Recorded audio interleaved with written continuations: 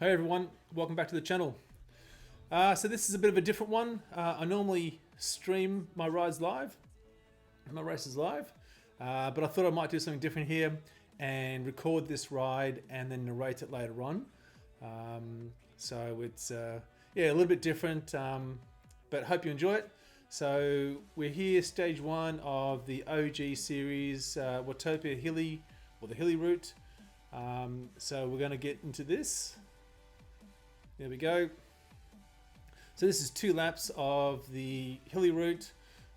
So we're going up the Zwift twice. I've stayed on my Tron. I just don't think it's worth changing it for any kind of a climbing setup. Most of it's flat. The climbing sections are about 900 meters long. They're a bit pinchy, but certainly not worthy of changing bike setups, I think. Yeah, so as I said, I've been on, I guess, a little bit of a, hiatus. April and May were a bit full with different things on. I also got COVID, and so I'm trying to force myself to get back on the bike and push myself to kind of get back to where I was back in sort of February and March. Not there, that's for sure. This kind of race would normally suit me pretty well. But at the moment, I'm just sort of trying to rebuild, trying to get my stamina back, and get my punch back as well.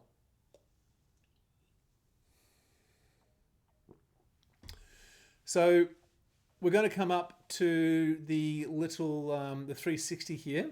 So we'll go under the bridge, and then we'll come around the right-hand side. And as I said, we've got 37 riders in this front pack here. And then there's about a 5-second gap. We'll go to another 4 riders and then 2 more after that. So we'll come around to the top of the bridge here, and just after the bridge on the right-hand side, you can see the red marker. That denotes at the start of the segment. And so it's about a 900 meter climb. It's pinchy, it's not outrageous. There's really 2 hairpins. One we're coming up to now. So it flattens out slightly here, and then we'll have the second hairpin. So my plan here was to try and stay with this front group for this first climb as best I could. And I sort of looked up and I could see that I was drifting towards the back. So I'm standing up for this entire first section. Not putting out horrendous watts, but I'm putting the effort in here. And I stay out of the saddle until we get to the second hairpin where I know it flattens out, and we'll come around that left-hander, and then it's a more of an easier climb. Not that long. It's about 400, 500 meters up to the right-hander before we get to the banner. Now I can see here that I'm actually not that bad. I'm feeling okay. I remember thinking that it wasn't too hard, and we come around, and even though we've got a few riders drifting off the front there, I know that I can sense that we're going to pick them up. They're only a few seconds off the front. They're not going too hard to break away, knowing that they've got to do 2 laps. So this is the first lap. So I'm still pushing here. And I know I can get back onto this front group, and I know that as soon as we sort of bank around the right-hand corner here, or the right-hand turn towards the banner, they'll ease up a little bit, and I'll get back on. And so that's pretty much what happens, really. So we'll come around this right-hander. The gradient will flatten out. I'm still feeling okay here. And yeah, so I'm back on again, which is awesome. Kind of what I was hoping for. Pushed myself enough that I could stay with the front group. And there's 1 or 2 guys sort of pushing the front. Great, have at it, guys. Knock yourself out. Okay, so through the banner. And actually that was, when I look back at Strava, sorry, not that section, but I actually got one of my fastest PR on the Hilly route. I hadn't done it that often, which is surprising. I thought I had done it quite a lot more times than I had in Strava, which says I've done it for 4 times. So it was surprising to get the fastest route or the fastest lap for that, but hey, I'll take it. So we've got a few guys off the front there. They're not really making too much of a chop of it. The rest of the guys I know come around me, and I'm happy just to hold on their wheel and we'll bunch back up. So over the top of the Zwift com here, it's a bit lumpy. We've got a little bit of a uphill, downhill kind of a thing going on. But I know that there's a downhill up and around, and so plenty of time to recover. Try and just catch my breath a little bit. Yeah, and so yeah, it's all good. So there's 15 of us there. There's a 7-second gap to 7 other riders behind us. And it looks like there's about a 10-second gap to a further 5 behind them. Now, I wasn't really paying attention to them. Thought 8 seconds, 7 seconds. Yeah, we're probably pretty good here. 15 of us. We might do all right. Turns out, no. So later on, that group of 12 get on. And then, but yeah, we come around. And then we've got a nice sort of easy downhill on the other side of the Zwift.com, which is fine. So you'll see me, and what I've been trying to do more of is coast. So anytime I think I can get away with it, bang, I'll stop pedaling now. So you can see my Tron bike will stop glowing. I'm just sort of, started pedaling again. Only because there's a slightly flat section. Just a bit further up is where we start to pitch down.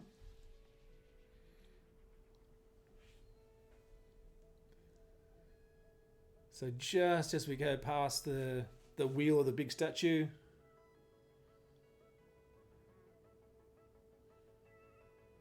and yeah, so about here I'll start to, yep, there we go. So I've been trying to coast as much where I can, as much as I can.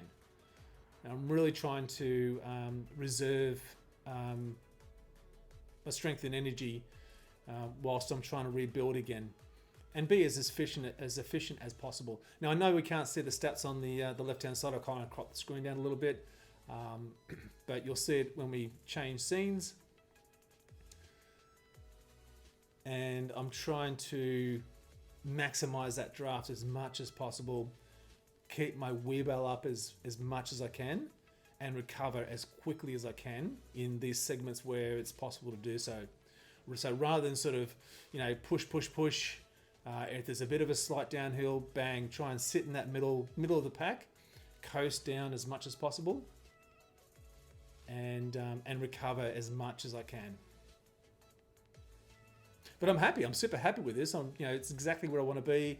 I said normally, sort of back in March, coming into April, this would be an awesome race. I'd be loving this one. I really want to try and push some of these pinches as much as I can and hurt the other riders as best I could. But at the moment, I'm happy just to sit in.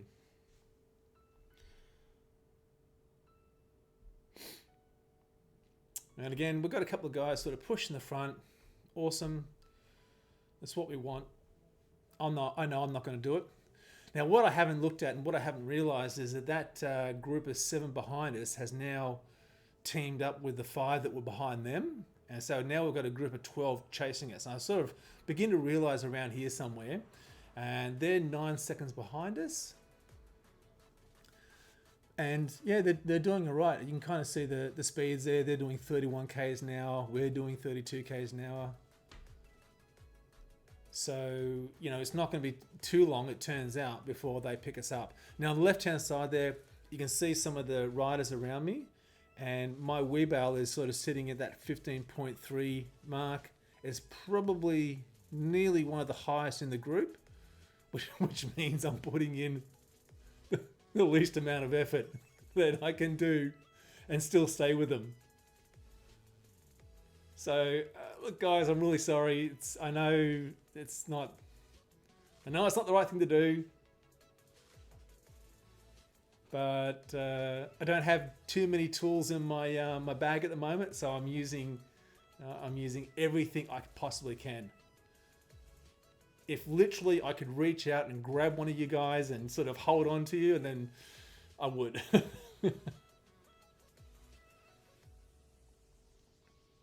Now, I've got a guy there, Andrew M. I'm not sure who he is. He's marked green, so I've favorited him at some point, but I'm not sure who he is. Yeah. So we come through the Italian village. We'll go over the JW bridge and then in through the S's, and it's pretty straightforward. So I might actually skip a little bit of this. Yeah, get into the S's. And again, there's no one's making any effort to break away. All right, we're coming back into Watopia. So again, I'm freewheeling as much as I can. You can see that Tron bike. And it's only when I'm thinking, oh, you know, they're starting to get a little bit, you know, ahead of me there that I really start pedaling. Okay, so we're gonna come up to the second. So the second lap will start in a moment, and then we're going to come and do that climb again. And look, I know that I'm not going to be able to hold the front. I just at this point in time, I get it. I know it. That group of 13 behind us is almost on us. You can kind of see them. They're only 4 seconds, 3 seconds behind us now. And you can kind of see, I'm at the back of the pack, so these guys are only sort of 30 meters behind us. And I know they're going to pick us up just as we hit the climb. But that's okay. Bigger the group, the better. So again, I'm just doing the least amount I can to just stay with this front group. And I know that it's going to be a push for that first segment of the climb. As we come around that 360 and then we turn right up to the first hairpin. And I know that's going to be a push. There's a few guys in here that are still feeling pretty fresh, I get the sense. So there's definitely going to be a push. I just know that in my mind, even though my wheelbarrow, my sort of freshness level is not bad considering, at the moment I still don't have it in my legs to really give this a good kick.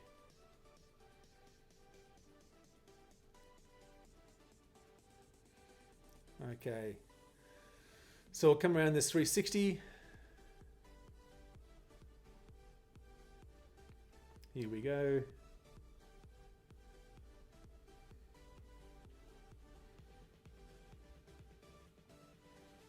And again, that red marker on the right hand side denotes the start of the comm segment. So I think it's about the corner here that I actually start standing up. And in my mind tell myself that I'm not going to sit down until I've reached the second corner. So I can already feel myself drifting towards the back. That kind of happened in the first lap as well, but and I was able to sort of get back on. But I get the sense that the power levels are a little bit higher in this climb, and even though I'm still pushing, I don't think I'll have what it takes to kind of reclaim that front group.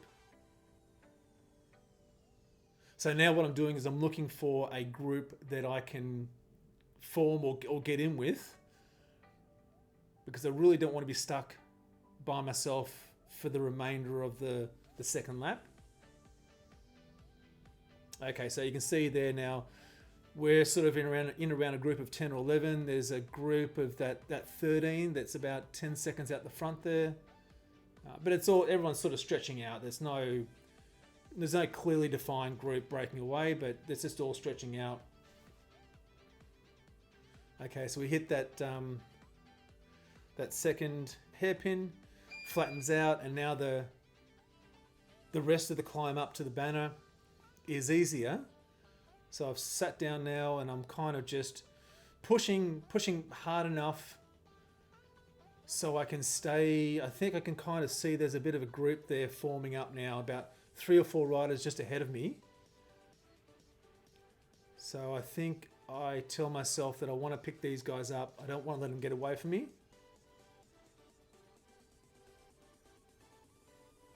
So we'll come up to the right-hander soon. Yep. And so, yeah, you can sort of see that rider in front of me on my right there in the white kit, and there's about 3 riders ahead. So this is the group that I know that I'm going to be in. I'm pushing 360 watts, 350 watts, somewhere around there, coming off now just as we come around the corner. Heart rate's 177. Not the highest. Not the highest I can do, but I'm in that pain zone there. And but my wheel bell is still at 10.6. And if you look at the other riders around me, it's probably, there's a couple of riders, 13.7, Anthony. So I've probably got the higher wheel bell of the riders around me. All right. So I'm pushing a bit here to try and just reclaim those 3 riders. Yep, this guy here in the black that I've just passed, and these other 2.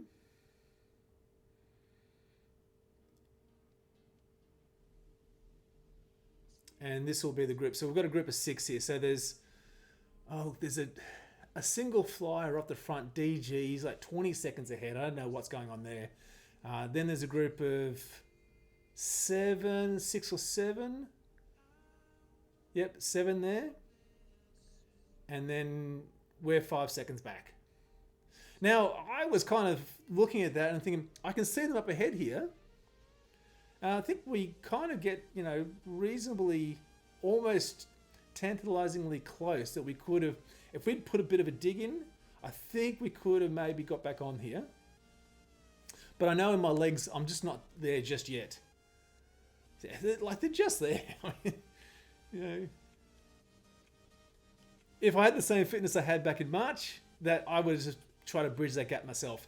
Because it's 7, 6, 5 seconds. It's not huge, and they aren't really smashing, especially in this downhill section.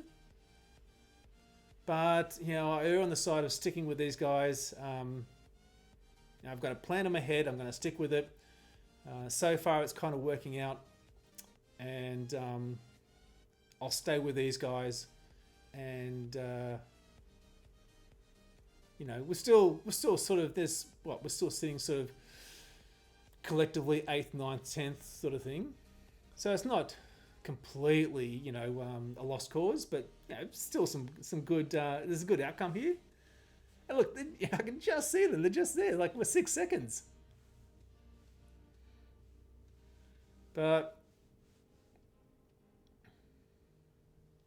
I know that after the downhill part, which is going to come up here, they'll pull away. That gap will expand. And it's like, that's fine. So we'll come up here. I'm happy. Sorry guys, I'm happy to let you guys do all the work.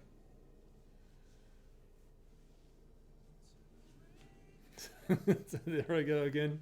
That no pedaling stuff. Yep. I wonder if the other riders pick up on that when you don't pedal, your Tron stops glowing. So I wonder if they're going, what's this guy doing? Why isn't he putting any effort in? And back on again. All right, so I might skip forward here a little bit because this group of 4 doesn't really change until we get through the S's, through the Italian Village, JW Bridge, through the S's. So I'll call it about there. Because something super weird happens up the end here. Now, I don't think I capture it. The distance measure was obstructed by one of the windows. I think my logo might have been over it. But I remember looking at the distance left, And the distance left was a lot more than the banner. So I think to myself, and I remember thinking to myself, there's a race I did, 3R, like on the weekend, 3R race, and the same thing happened. Like, it completely caught me off guard. I didn't know why, but I thought the finish line might have been a custom one after the banner. So I'm sort of sitting here. There's about 1 kilometer to go, roughly about 1,200 meters to go, something like that. So I'm going to sit on these guys, and then we're going to boot it when it gets to about 400 meters, something like that. Now I've come into this finish more times than I can remember. I know exactly where the banner is. I know exactly what I should be doing. So I'm just coasting here. I've probably got the highest wheel of the 4 of us. I'm still coasting, no pedaling. There we go. I'm getting back on now. And so I'm getting prepped. I've upping my gears, getting ready, sitting right at the back here.